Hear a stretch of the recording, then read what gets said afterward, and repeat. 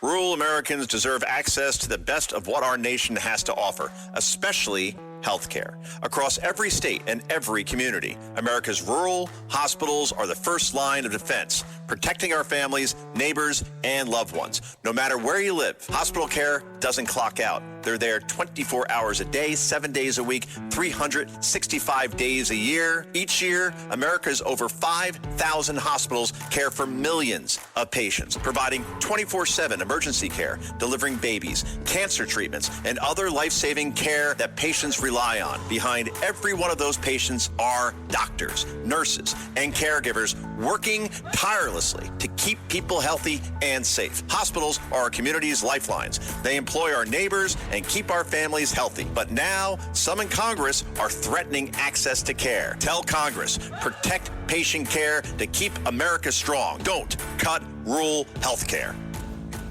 Listen, all you New Yorkers. Excuse me, taxi. Okay, man, we're looking around. This is the 77 WABC minicast. 8:56, folks, on your Wednesday morning. The late, great David Bowie, Sid and Friends in the morning. On the road right now, broadcasting live from the West Orange site of Gastroenterology Associates of New Jersey.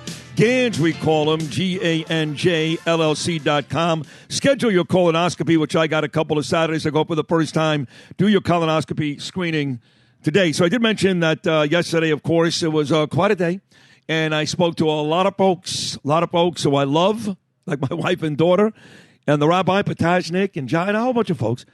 I had conversations, and I spoke to the rabbi. Rabbi texted me late last night. I was asleep, but I texted the rabbi very early this morning, and he got back to me. So clearly, Rabbi Joe Potasnik is an early riser. He does a terrific show with another great man. I love A.R. Bernard. And the rabbi and A.R. do a great show together every Sunday morning, right before John Katsimatidis does his show, the Katz Roundtable. So here he is, radio star and rabbi. I mean, I'll call Dov Hikind the king of all Jews, but Joe Potasnik, I don't know. You're right behind him, if not right there with him. So good morning, my friend. How are you? You know, I always knew you were generous, but to treat the staff to free colonoscopies, I think says so much about, the person that you are.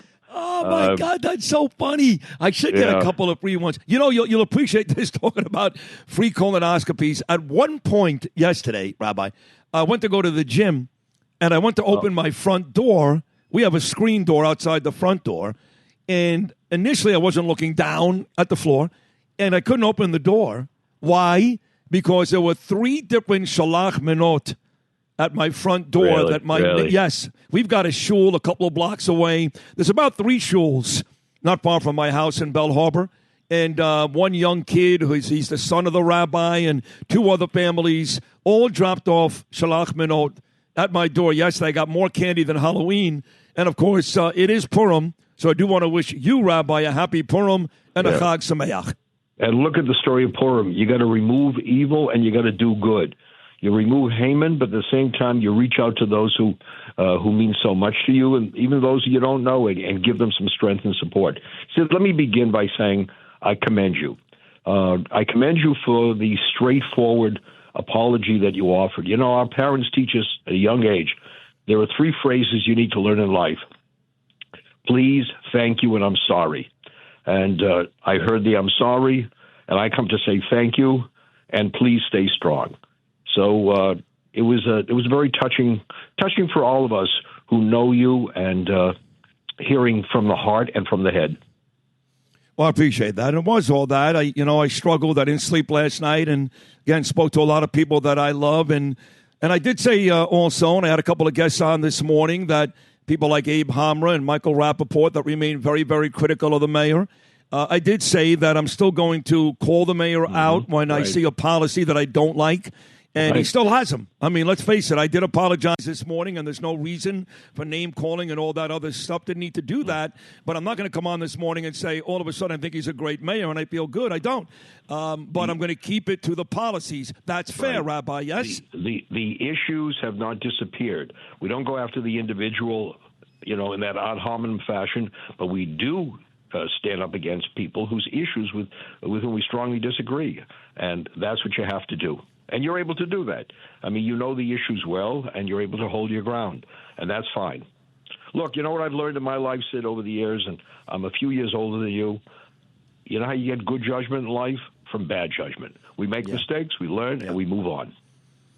Well, I've made a lifetime of that. I mean, and no, but you laugh about it, but people all the time, they heap praise on me. I'm uncomfortable with it. I know my wife is laughing, but they call me an inspiration, the real life Rocky, because I've been knocked down to the canvas. And the truth is, most of the time in my life, Rabbi, I'm accountable for those actions. I did it, right? I was the guy that didn't show up for the Giant game because I was out partying. And so many of the times in my life when I've had issues, I'm accountable. I did it, but I guess people feel like, hey, even though you may have done it, it's still easy to quit at some point and not come fighting back. And I've made a life of fighting and a life of coming back. But you're right. You do learn more from getting punched in the face and hitting the canvas than you do from walking around smiling all day. Yeah. And by the way, don't get too carried away from all the encomium, all the praises you received over the years. I've offered many eulogies, and I'm not going to tell you that some of them were somewhat exaggerated, all right? And people sitting there say, am I in the right room? Is this the same person that I knew? But anyway, you did it, and now we move on. It's interesting. If you look at the Talmud, which is the explanation, the commentary on the Torah, it begins on page 2. There's no page 1. And the message is that in life you have to learn to begin on page 2. Page 1 is gone. It's taken away from you. Now you begin again. So you have I love that.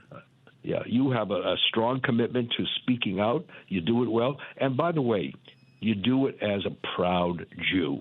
And I admire that the most. You stand up for fellow Jews. You stand up for everybody who's under attack. But you're a proud Jew. And at a time when we see other members of our community who will suddenly become silent instead of shouting, it is most admirable to see someone who's not afraid to speak out.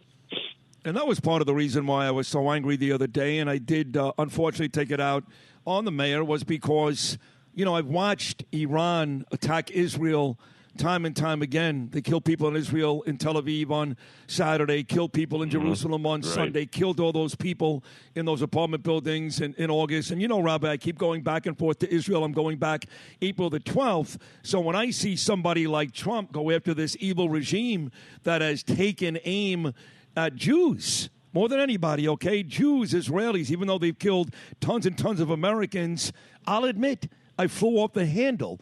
But that is because, like you talked about, my support and my love for the Jewish people. But it doesn't stop there. I had Sean Hannity on the show a couple of days ago. He's one of my favorite people too, Rabbi, and he's a Christian Zionist, okay? And I know you work with A.R. Bernard, who's a terrific, great man. He is too, God-bearing, terrific guy. And we know this. There is no way that the Jews can survive, quite frankly, that any people can survive in this country and around the world without the support of the Christians. So Christian Zionists, to me, are every bit as heroic as the Jewish people. I remember when Sean Hannity started his first day at ABC, I was there, and I got to know him over the years, and we become good friends. You're right. Look, one of the legends of basketball, Michael Jordan, what did he say? One doesn't make a team. We can't do it alone. You need others to be part of the team. And thankfully, we have allies. We have a number of adversaries, that's obvious, but we have allies. But look at Purim. We took out Haman, who was the ruler or prime minister in Persia, which today is Iran. Look how history has repeated itself. But on Purim, we also make noise when Haman's name is recited. So what does that say? Make noise. Speak out. Don't be a hidden Jew. And you certainly are not hidden. Rabbi Joe, I can't thank you enough. A, for the conversation last night. You reached out because you really do love me.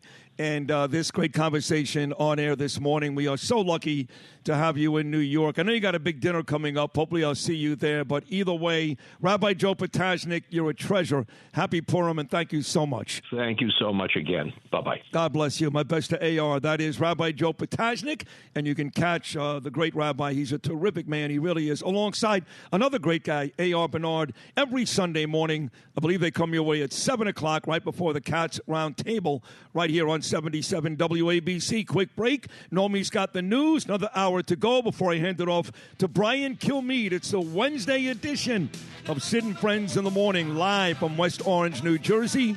And we come back right after these words. That's a wrap for this minicast. Everything you need to know in 10 minutes or less. Short, sharp, and straight to the point. Don't forget to follow, rate, and share with your friends. For more bite-sized takes, go to WABCRadio.com/minicast and download the 77 WABC app. See you next time for a new episode. Stay curious, stay sharp, and keep the conversation going so you never have to wonder. What the heck is going on here? At Manhattan University, a graduate degree is not out of reach. You'll gain real-world skills, credentials employers value, and connections to New York City's top companies. Choose from their new Master of Science degrees in healthcare informatics, digital marketing and analytics, business analytics, or financial analytics, all built around hands-on learning and industry partnerships. Graduate ready to lead, not just work. Take the next step at manhattan.edu/graduate. Manhattan University, lead the future.